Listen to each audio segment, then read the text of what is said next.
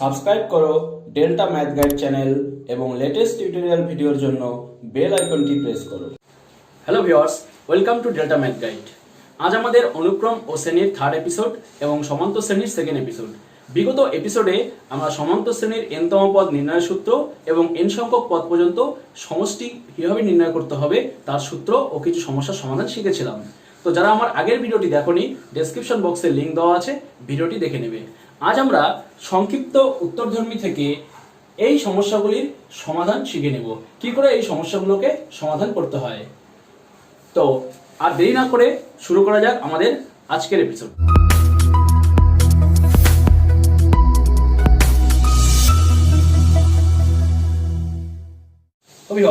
Question number 1 বলেছে কোন সমান্তর প্রগতির তৃতীয় পদ 1/5 এবং পঞ্চম পদ 1/3 হলে দেখা হচ্ছে এই প্রগতির 15টি পদের যোগফল 8। তো এখানকার যে কোনো সমস্যার সমাধান করার জন্য আমার দুটো জিনিস দরকার, প্রথম পদ ও সাধারণ অন্তর। তো আমরা ধরে নিলাম প্রথম পদ a, সাধারণ অন্তর d। এখন বলা আছে তৃতীয় পদ 1/5 অর্থাৎ t3 = 1/5 and পঞ্চম পদ অর্থাৎ t5 = 1/3। এখন t3 মানে হচ্ছে a plus n-1 into d। যদি আমরা করি তাহলে a প্লাস 3, n এর জায়গায় 3 বসলে 3 - 1 অর্থাৎ 2 পাবো, অর্থাৎ a প্লাস 2d = 1/5 এবং পঞ্চম পদ হচ্ছে a প্লাস 4d = 1/3। এটাকে আমি 1 নম্বর, এটাকে আমি 2 নম্বর ধরে নিয়েছি।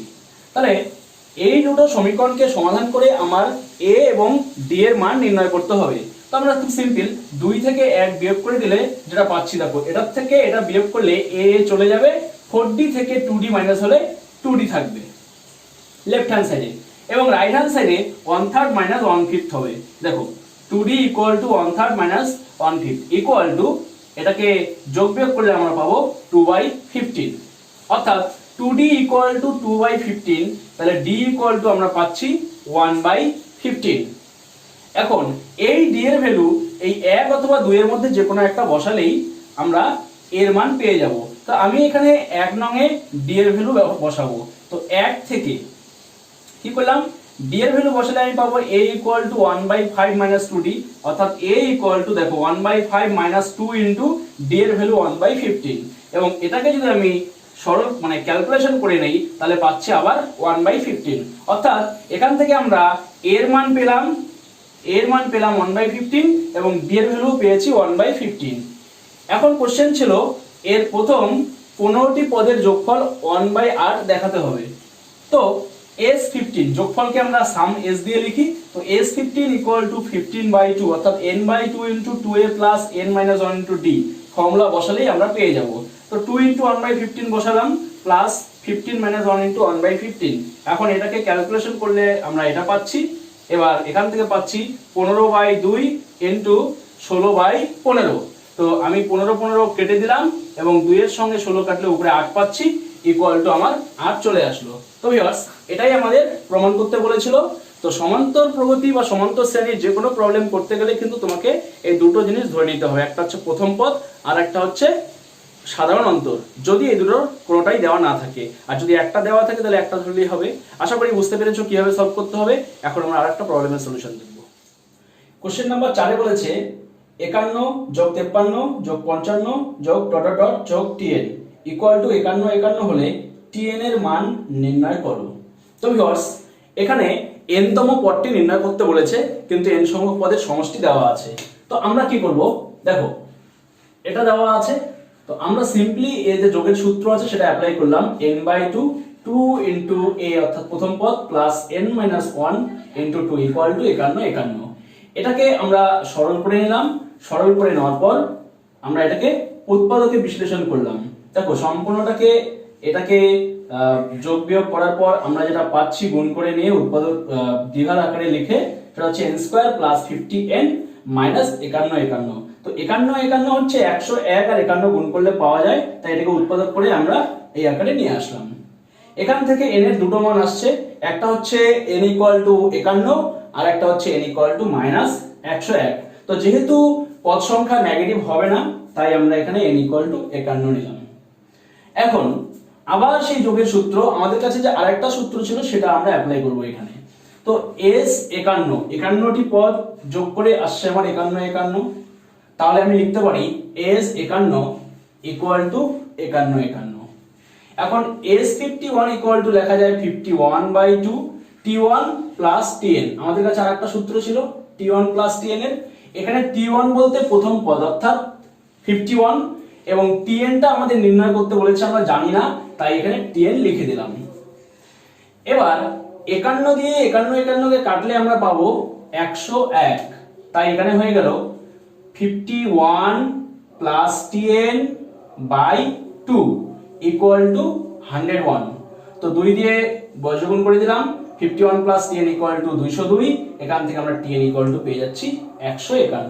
তো ভিউয়ার্স, খুব সিম্পলি তোমরা এইভাবে এই প্রবলেমটি সলভ করতে পারো, অথবা এখানে n ক্যালকুলেশন হয়ে যাওয়ার পর তোমরা 51তম পদ কত সেটার ফর্মুলা অ্যাপ্লাই করেও কিন্তু বের করতে পারো।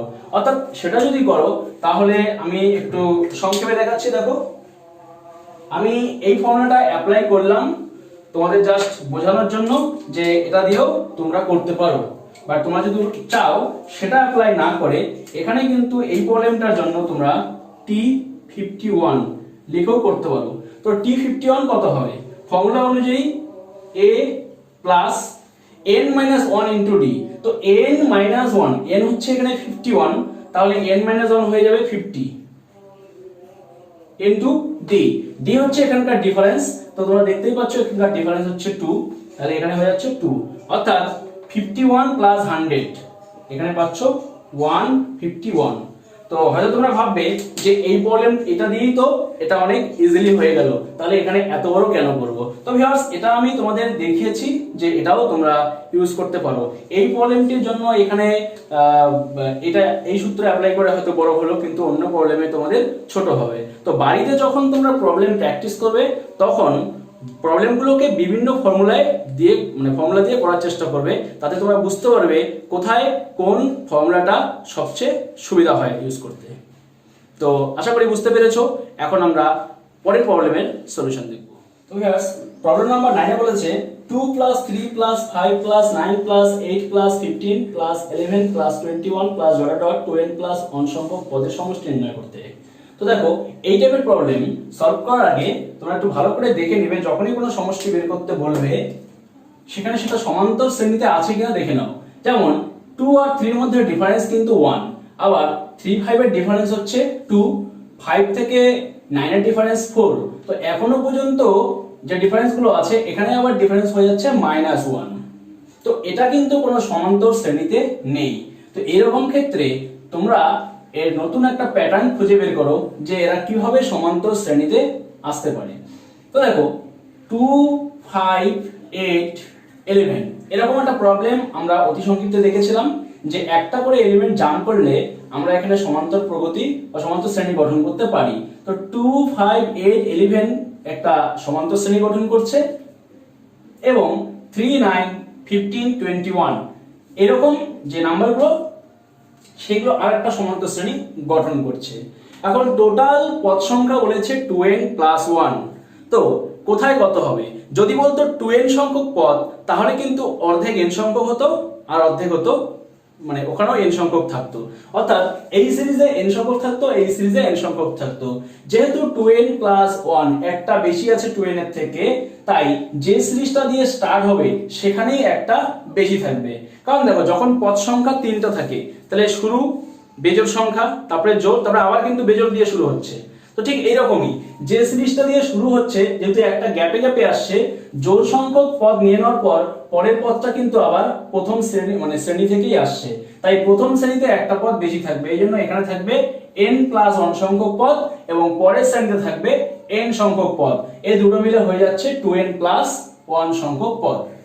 তো এখন এই শ্রেণীটার n + 1 সংখ্যক পদের সমষ্টির সূত্র হচ্ছে n + 1/2 2 * first term 2 plus n + 1 - 1, কারণ এখানে n এর জায়গায় n + 1 হবে। তো n2 d এর ভ্যালু হচ্ছে এখানে 3, কারণ কমন ডিফারেন্স এই শ্রেণীতে 3। এবার পরের শ্রেণীতে পদ সংখ্যা n, তাই n/2 2 * a বলতে 3 প্লাস n - 1 * d হচ্ছে এখানকার 6। তো এরকম দুটার ফর্মুলা বসিয়ে দিলাম। যে এটাকে আমি একটু সিম্পলিফাই করে নিলাম, 3n + 4 আসলো, এবং এখানে সিম্পলিফাই করলে আমার 6n আসে, কারণ এখানে 6n - 6 আর এই +6 চলে যায়। তো ফাইনালি আমরা এই উপরের n+1 আর 3n + 4 কে গুণ করে দিয়ে পেলাম 3n² + 7n + 4, এবং এখানে পাচ্ছি 3n², কারণ এখানে 2 এর সঙ্গে 6 কেটে দিলে আমরা 3 পাবো।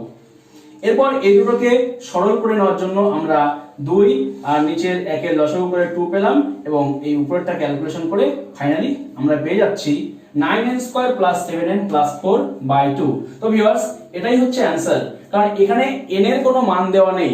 যদি n এর মান দেওয়া থাকতো তাহলে সেই ক্ষেত্রে আমরা এখানে n বসালে কিন্তু একটা নিউমেরিক ভ্যালু পেতাম। যেহেতু n বলা নেই, মানে n এর নির্দিষ্ট ভ্যালু দেওয়া নেই, তাই 2n + 1 সংখ্যক বলেছে বলে আমার অ্যানসারটাও কিন্তু n দিয়েই এসেছে। তো এই টাইপের প্রবলেম তোমরা এইভাবে করবে, আশা করি বুঝতে পেরেছো। এখন আমরা এর পরের প্রবলেমের সলিউশন দেখব। কোশ্চেন নাম্বার 10 এর 2 এ বলেছে 100 থেকে 400 এর মধ্যে 11 এর গুণিতক সংখ্যাগুলির যোগফল নির্ণয় করো। তো ভিউয়ার্স, এই টাইপের প্রবলেমে আমরা কি করব? দেখো, 100 থেকে 400 এর 11 গুণিতক কতগুলি আছে সেটা বোঝার জন্য আমরা দেখি 1 থেকে 400 পর্যন্ত মোট 11 গুণিতক আছে 36টি। এটা কি করে করলাম?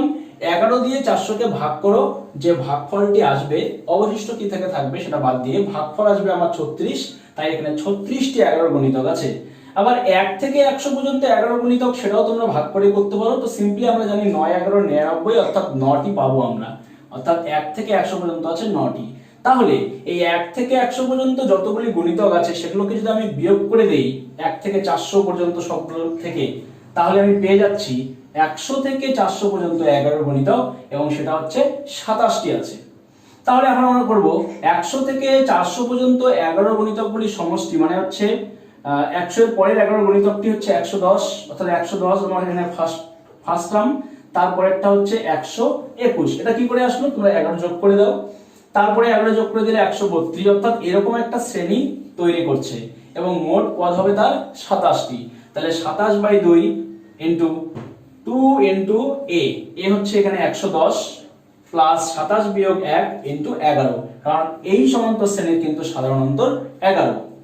তাহলে এটাকে একটু সরল করে নিলে আমরা পাচ্ছি 27/2, এখানে এটাকে গুণ করলে 220, এবং এখানে 26 ইনটু 11 করলে তোমরা পাবে 286।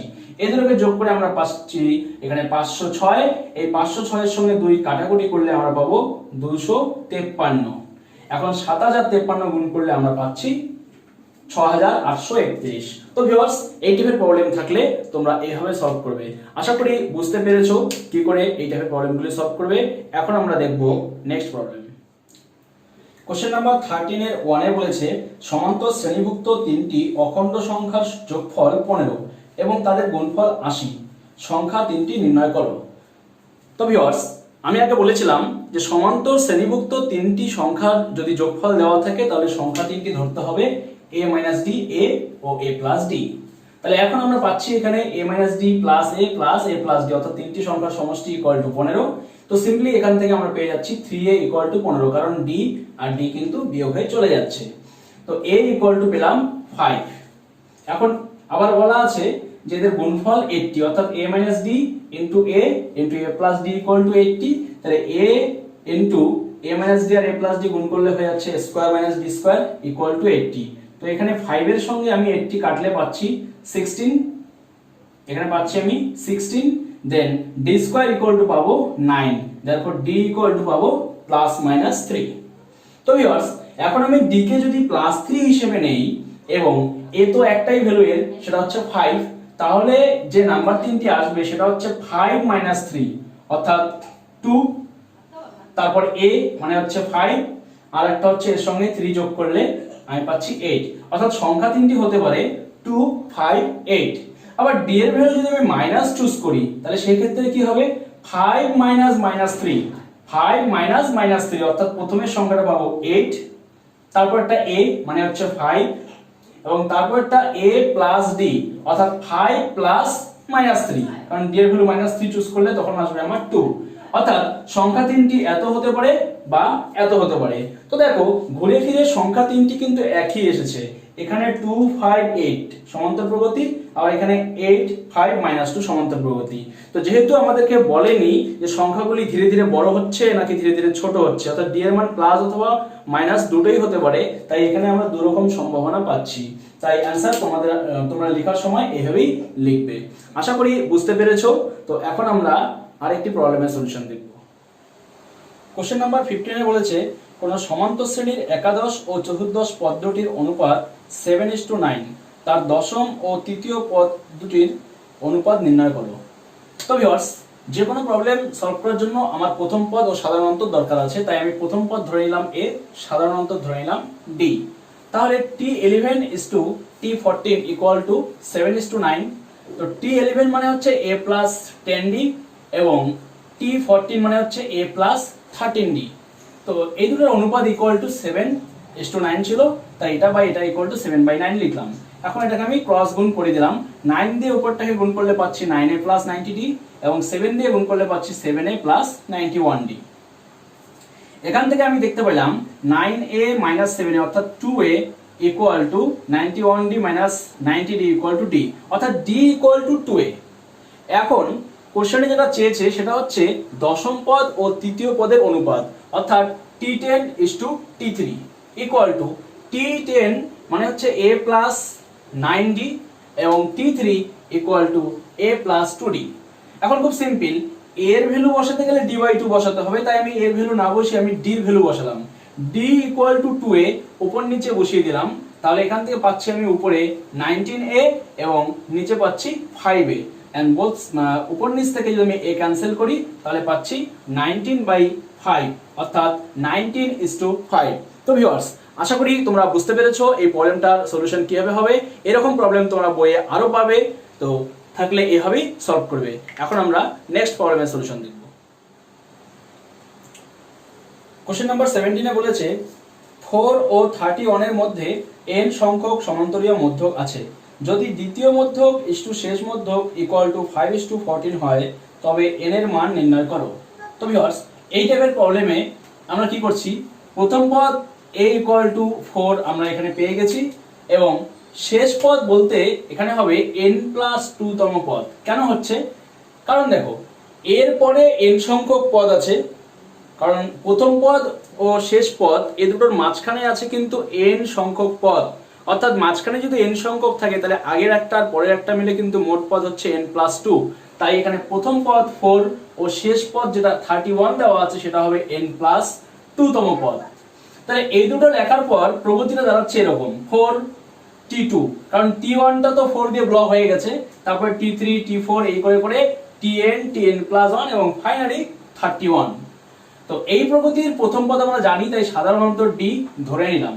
এখন যেটা গিভেন ছিল যেটা বলেছিল দ্বিতীয় মধ্যক ও শেষ মধ্যকের অনুপাত হচ্ছে 5:14। ভিউয়ার্স ভালো করে দেখো, দ্বিতীয় মধ্যক ও শেষ মধ্যক, তো 14 এবং 31 বাদ দিলে এই মাঝখানের সবগুলোকে আমরা বলি মধ্যক। তো এখানকার দ্বিতীয় মধ্যক বলতে বোঝাচ্ছে T3 এবং শেষ মধ্যক বলতে বোঝাচ্ছে Tn+1, তাই T3 = Tn+1 = 5:14 হবে। এখানে কেউ যদি ভুল করে T2 = Tn+1 বসায় তাহলে কিন্তু ভুল হবে। তো দেখো, T3 = Tn+1, T3 মানে হচ্ছে a + 2d এবং Tn+1 মানে হচ্ছে a + nd, এটা 5/14। এর আগের প্রবলেমের মতো আমরা এটাকে এখন বজ্রগুণ করে নেব।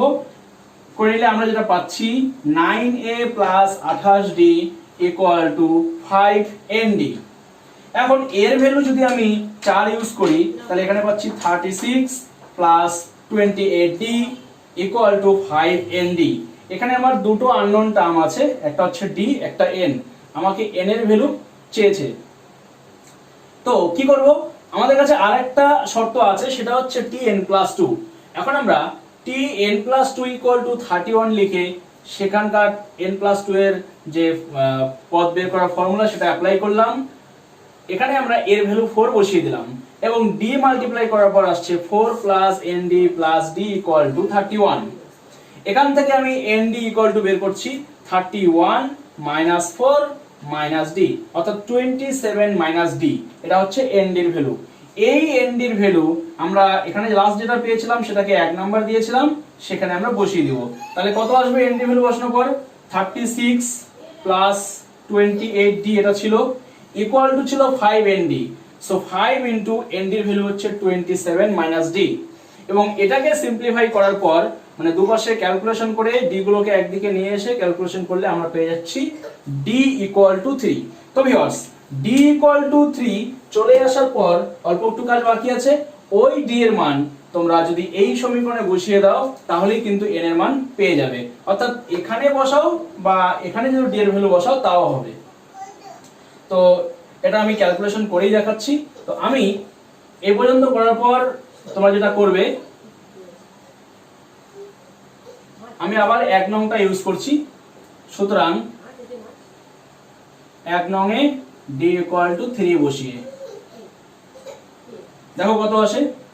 36 plus 28 into 3 equal to 5n into 3 implies পাচ্ছি আমি 15n ইকুয়াল টু 36 প্লাস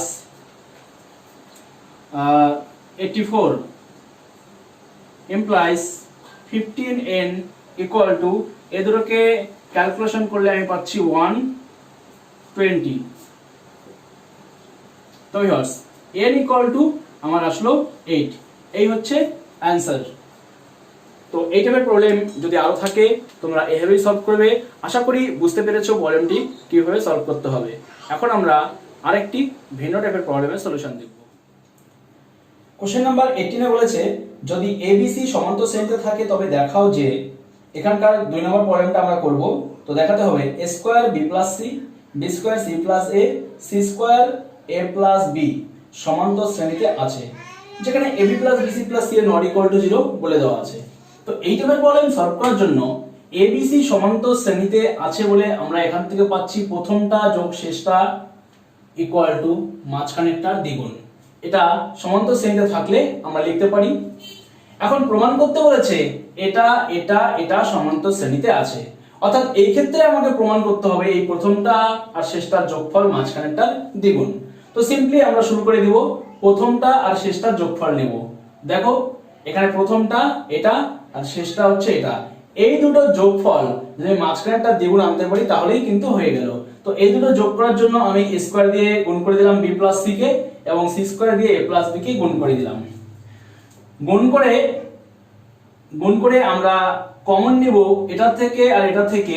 দেখো b কমন যাচ্ছে, তাহলে a square plus c square হচ্ছে, এবং এই মাঝখানের দুটো থেকে ac কমন নিলে পাচ্ছি আমি a প্লাস c। অ্যাকচুয়ালি গুণ করার পর তোমাকে এমন ভাবে কমন নিতে হবে যাতে a প্লাস c ইউজ করা যায়। তো a প্লাস মানে a square plus c square থেকে a প্লাস c আনার জন্য আমরা এটাকে a plus b whole square minus 2ab এর ফর্মুলা দিলাম, এবং এই ক্ষেত্রে a প্লাস c চলেই এসেছে, সুতরাং ওখানে আর আমি কিছু করলাম না। এবার a প্লাস c এর ভ্যালু 2b আমি এখানেও বসালাম এখানেও বসালাম। তাতে আমি যেটা পাচ্ছি এখানে হচ্ছে 4b স্কয়ার, আর এই b দিয়ে গুণ করার জন্য b ইনটু 4b স্কয়ার, আর এখানে 2ac ছিল অলরেডি, তাহলে মাইনাস 2abc, আর এখান থেকে পাচ্ছি প্লাস 2abc। তো plus 2abc minus 2abc cancel হয়ে গেল, থাকলো আমার 4b কিউব। তো এটা হচ্ছে প্রথমটা আর শেষটার যোগফল। এখন মাঝখানেরটা দ্বিগুণ করব, আবার 2 ইনটু দেখো b square c plus a নিয়েছি আমি। এখন c প্লাস এর ভ্যালু আমরা জানি 2b, তাহলে সেটা ইউজ করলে আমরা পাচ্ছি 4b কিউব। অর্থাৎ প্রথমটা আর শেষটার যোগফল কিন্তু মাঝখানেরটার দ্বিগুণ হলো। এই জায়গায় আমি এটা আর এটা যোগফল মাঝখানেরটার দ্বিগুণ করার সময় আমি মাঝখানেরটার দ্বিগুণ আলাদা করে আবার তুলে নিয়ে দুটোটা সমান করলাম। তো এটাকে আরো সহজভাবে করা যায়, কিন্তু সব স্টুডেন্ট এই ক্যালকুলেশন করতে পারে না বলে আমি এটাকে আলাদা করে দেখিয়েছি। যেমন দেখো এই পর্যন্ত আসার পর আমি এটাকে লিখতে পারতাম 2 ইনটু এখানে চেয়েছিল b স্কয়ার, তো আমি এটাকে লিখলাম b স্কয়ার, তারপরে লিখলাম 2b। তাহলে খেয়াল করে দেখো, তাহলে এটা লেখা যেত 2 ইনটু b স্কয়ার, আর 2b এর জায়গায় লিখতে পারতাম আমি c প্লাস a। খেয়াল করে দেখো মাঝখানটার দ্বিগুণ কিন্তু চলে আসলো, অর্থাৎ আমি প্রথমটা শেষটা যোগফল লিখে একবারে যদি এরকম আনতে পারি তাহলে কোনো সমস্যা নেই, আর যদি আনতে না পারি তাহলে একটা সরল জায়গায় রেখে দিয়ে মাঝখানটার দ্বিগুণ নিয়ে ক্যালকুলেশন করে ওইটা মিলিয়ে দিতে পারলেই কিন্তু হয়ে যাবে। যাই হোক, এটা মিলে গেছে, তাহলে আমি বলতে পারবো এবার এটা এটা এটা, প্রথমটা এই মিডলেরটা এটা এবং শেষটা এটা, এরা সমান্তর শ্রেণীভুক্ত। তো ভিউয়ার্স, আশা করি বুঝতে পেরেছো। এই টাইপের প্রবলেম বইয়ে তোমরা আরো পাবে, এভাবে সলভ করবে। এখন আমরা আর একটা অন্য টাইপের প্রবলেম সলভ করব। কোশ্চেন নাম্বার 19 বলেছে কোন সমান্তর প্রগতির p-তম q-তম ও r-তম পদগুলি যথাক্রমে capital P, capital Q, capital R হলে দেখাও যে small p into q minus r plus small q into r minus p plus small r into p minus q equal to 0। তো ভিউয়ার্স, প্রথমেই আমরা প্রগতির প্রথম পদ ও সাধারণ অন্তর ধরে নিলাম। তাহলে p-তম পদ tp equal to capital P, যেখানে a প্লাস p-তম তাই p minus 1 into d equal two capital P। তো tq equal to capital Q, অর্থাৎ a plus small q minus 1 into d equal two capital Q, এবং t small r equal to capital R, অর্থাৎ a plus small r minus 1 into d equal two capital R। তো এই তিনটা পদ আমাদের দেওয়া ছিল, তিনটা পদ আমরা a এবং d এর সাহায্যে লিখে নিলাম। এখন যেটা আমাকে 0 দেখাতে বলেছে সেই পুরো রাশিমালা আমি তুলে নিলাম এবং এই capital letter p q r এর মানগুলো বসাবো। তো দেখো, small p into capital q minus capital r, তো q এর থেকে r বিয়োগ করতে হবে, অর্থাৎ এটার থেকে এটা বিয়োগ করতে হবে। একটু ভালো করে দেখো, যখন q এর থেকে r আমি বিয়োগ করব তখন a বিয়োগ হয়ে যাবে, থাকবে শুধু এটা মাইনাস এটা, অর্থাৎ আমি সেটাই লিখেছি, এটা মাইনাস এটা।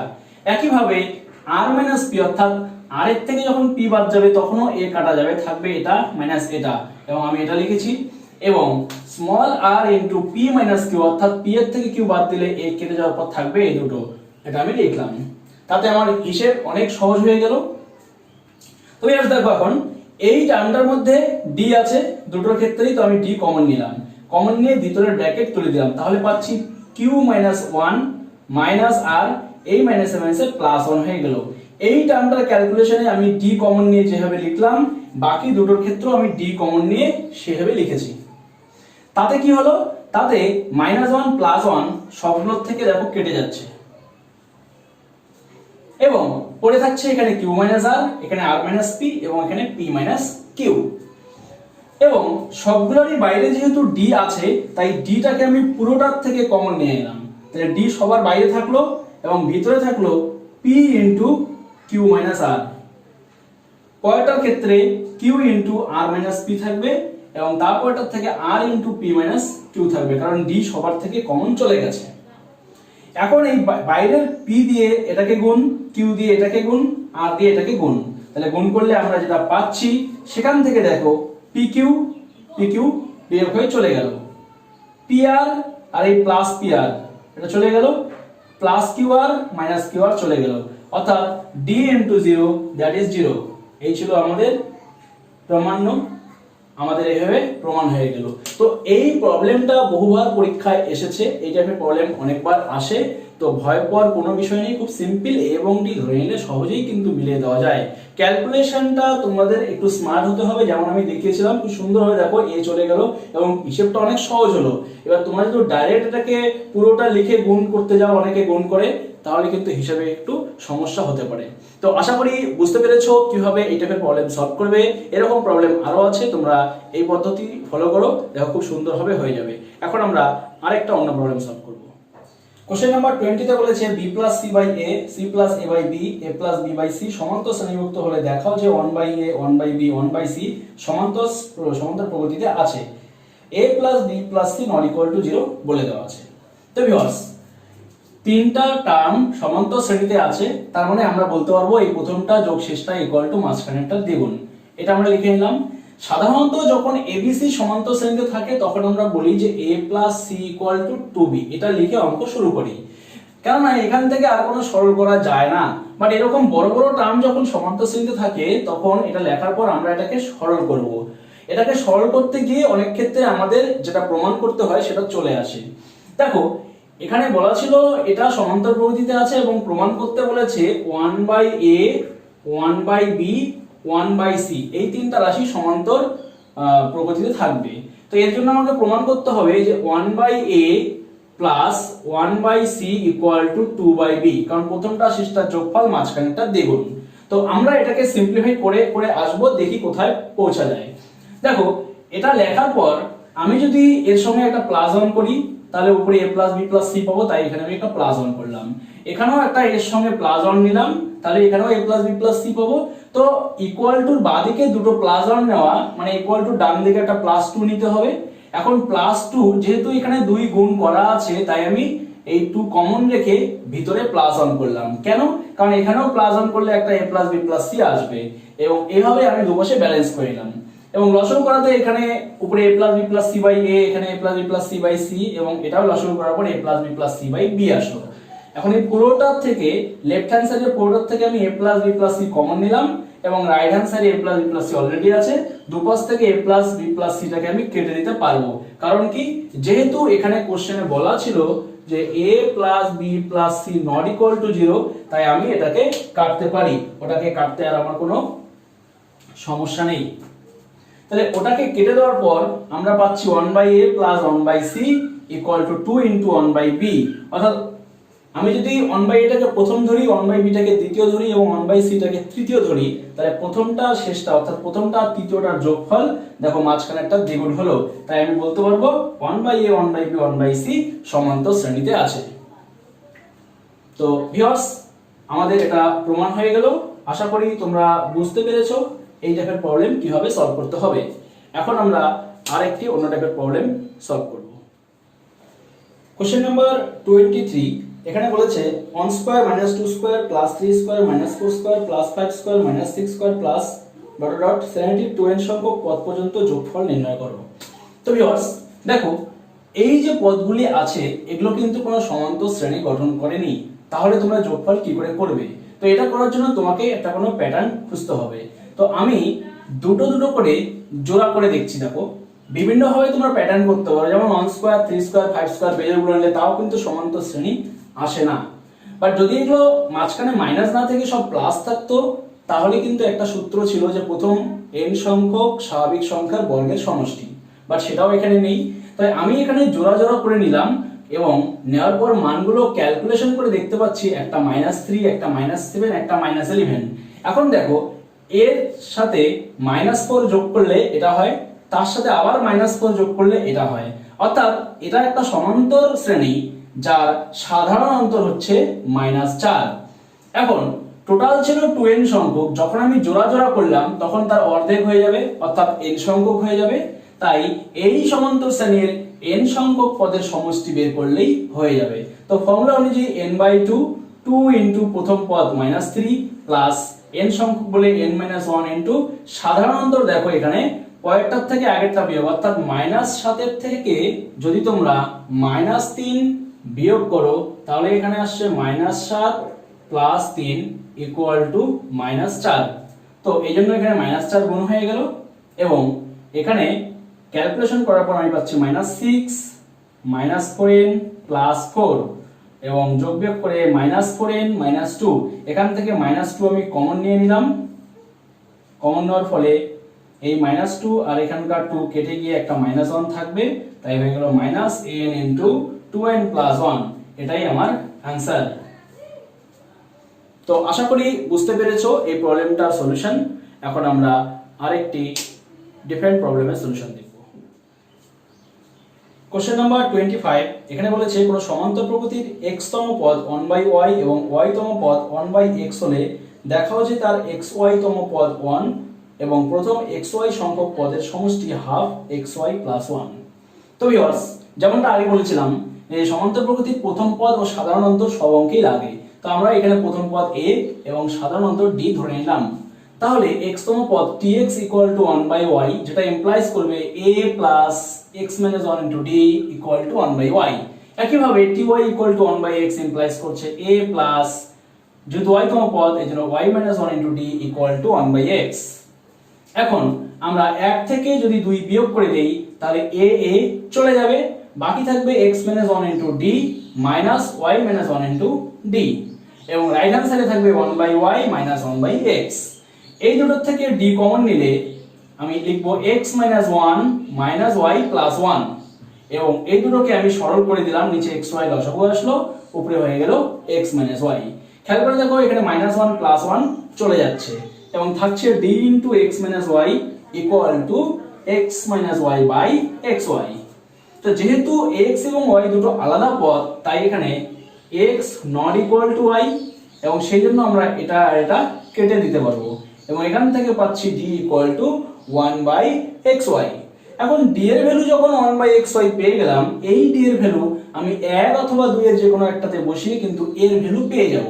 তো আমি এক নম্বরে d এর ভ্যালু বসালাম, তো a plus X minus one into d এর জায়গায় one by X Y equal to one by Y, যেটা ইমপ্লাইজ করছে আমি এটা দিয়ে এটাকে গুণ করব। তাহলে x দিয়ে ওয়ান বাই এক্স ওয়াই কে গুণ করলে হচ্ছে ওয়ান বাই ওয়াই, আর মাইনাস ওয়ান দিয়ে গুণ করলে এটাই থাকছে। তো এখান থেকে আমি পেয়ে যাচ্ছি a equal to one by X Y. তো ভিউয়ার্স, এখন পর্যন্ত আমরা পেলাম a equal to one by X Y, d equal to one by X Y. তো একটা সমান্তর শ্রেণীর প্রথম পদ ও সাধারণ অন্তর পেয়ে গেলে আমরা জানি এই সমান্তর প্রগতিটির আর কোনো কিছু বের করতে অসুবিধা হয় না। তো এখন আমরা যেটা করব, আমাকে xy তম পদ বের করতে বলেছে। তো আমরা এখন লিখব, সুতরাং txy equal to a plus xy minus 1 into d। তো প্রথম পদ হচ্ছে আমার 1 by xy এবং d এর ভ্যালু আমার 1 by xy। তবে এবার এই জায়গায় ক্যালকুলেশন করতে গিয়েও অনেক রকম সমস্যায় পড়ে। তো আমি সিম্পল দেখাচ্ছি, দেখো যদি এটা 1 by xy থাকে, এখানেই অনেকে ভুল করে, খুব সহজ তারপরেও ভুল করে। xy দিয়ে 1 by xy কে গুণ করলে আসবে আমার 1, মাইনাস 1 দিয়ে হয়ে যাবে মাইনাস 1 by xy। তো দেখো xy এখানে চলে গেল, ইকুয়াল টু চলে আসলো 1, অর্থাৎ xy তম পদ 1, সেটা আমরা প্রুফ করে ফেললাম। এখন xy সংখ্যক পদের সমষ্টি, প্রথম xy সংখ্যক পদের সমষ্টি sxy, এটা ইকুয়াল টু ফর্মুলা অনুযায়ী আমরা জানি যে পদ সংখ্যা বাই 2 যোগ প্রথম পদ যোগ শেষ পদ, অর্থাৎ t1 প্লাস আমি txy লিখতে পারি। xy কেন, শেষ পদ এখানে xy তম পদ, ইকুয়াল টু xy বাই 2, এখানে t1 মানে a, আমি এখানে t1 না লিখে a লিখি, ওটাই বেটার। a কত ছিল 1 বাই xy এবং txy কত, txy হচ্ছে আমার এখানে 1। তাহলে এই দুটোকে সরল করলে আমরা পাচ্ছি xy বাই 2, এখানে সরল করলে নিচে xy, উপরে হয়ে যাচ্ছে 1 প্লাস xy। তো এখানে আমার xy আর নিচের xy কেটে যাবে, অর্থাৎ থাকবে হাফ ইনটু xy প্লাস 1।